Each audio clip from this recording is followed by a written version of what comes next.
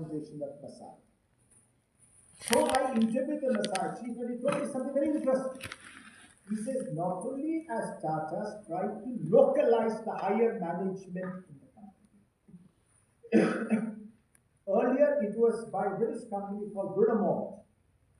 He says something very interesting. What Tatas have been trying to do is get the Maasai children after school, employ them in Tata Magadi chemical plant so that you upgrade the skill to enable them to get jobs across Africa. Interesting. Second, early morning, I'd gone with the previous chief, and he showed me, do you see the thousands and thousands of herd of cows being driven towards the chemical plant? I said, does it make sense to me?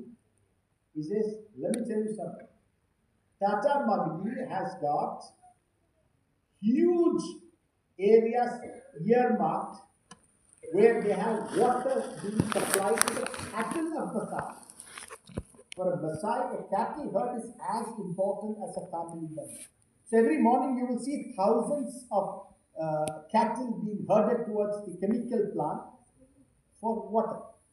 So that is community development, and it is a sympathy, empathy, and compassion. And RNT would have risked his life to save a dog. And you know his passion for dogs. I'll take you to the last set of photographs where I will show you the photographs of RNT, which he himself has forgotten about his love for dogs. His love for dogs is legendary. I'll give you an example, RNT, to show you the level of affection. RNT had a girlfriend in the US called Carolyn Emmons, about her I was speaking. Fast forward, her husband finally, they could not get married, and she came to India after her husband died, after many decades, to meet Mr. Tata. And Mr. Tata always had two dogs, Tito and Tango.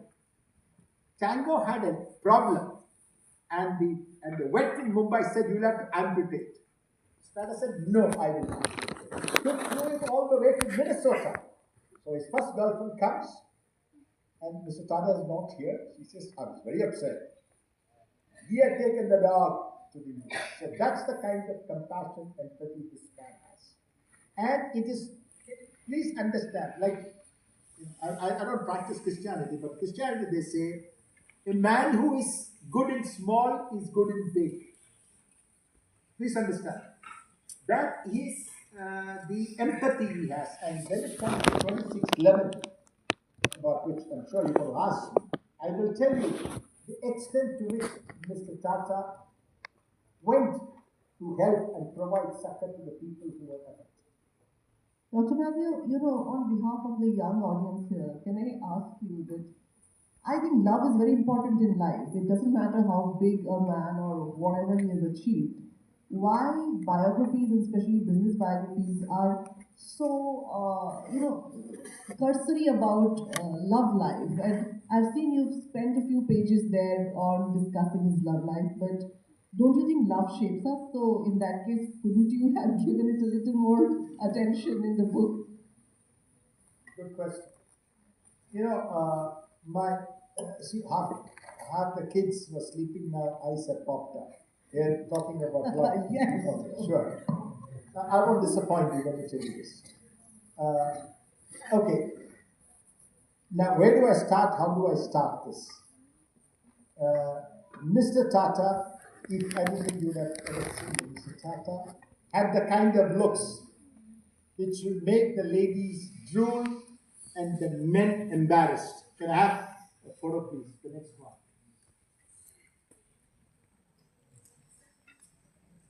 Wherever I go, if I show this photograph, I'll say, if guys take this photograph home, they're going to have trouble at home. It's going to embarrass every man looking at it. It looks like, something like a picture perfect man, like a dream boy. And,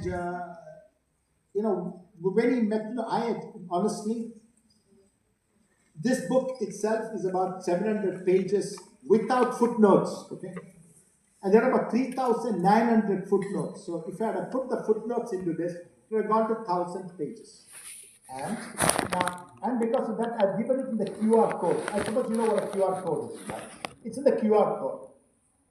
My initial book, that is the two volume book, are a solid chapter, 38,000 words on what I called Ratan's American girlfriend. It had A to Z in it. But then I had to compromise on this story because there was a lot to it, and there were some people who came and said, "Oh no, this chapter, reads like Mills and Boons."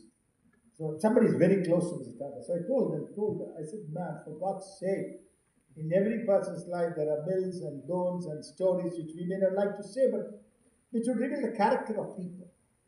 And I tell you something. Okay, can I see the next slide?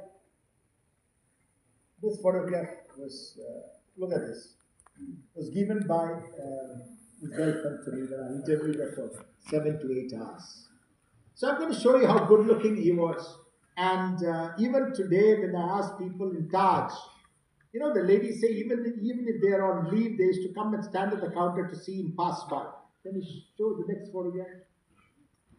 Enlarge it, please, for me. Enlarge it, please, for me, if you can. Expand it. Go down. Go down. Go down. Come on. Yeah. This is the Don Corleone look which he gives in Cornell. And he had not seen this photograph. This I got from a friend. And he was both unhappy and excited to see. Unhappy because he said, "Thomas, this is not the kind of person I am." I said, "Sir, this is one part of your dimension. I said, which you can't see, but others can see." Let's show you another photograph. I'm showing you photographs, trying to take you through his life. This is the Cornell.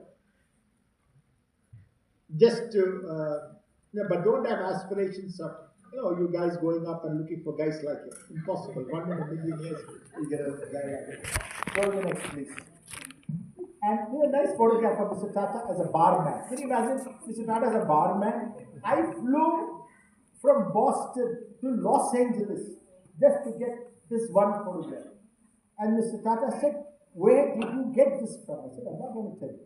I said, "This is freedom of my choice, and I'm going to put this in the book." He said, "Don't do it." I said, "No, I'm going to do this." All right, he's a barman. Tata is a barman. Can you imagine? He's got the hat making him look so